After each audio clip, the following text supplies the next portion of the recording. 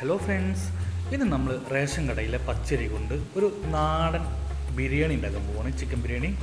അപ്പോൾ വീഡിയോ ഫുള്ളായിട്ട് കാണാം. വീഡിയോ ഇഷ്ടപ്പെട്ടാൽ വീഡിയോ ലൈക്ക് ചെയ്യണം, ഷെയർ ചെയ്യണം, കമൻറ്റ് ചെയ്യണം, ചാനൽ സബ്സ്ക്രൈബ് ചെയ്യണം. Okay, thank you.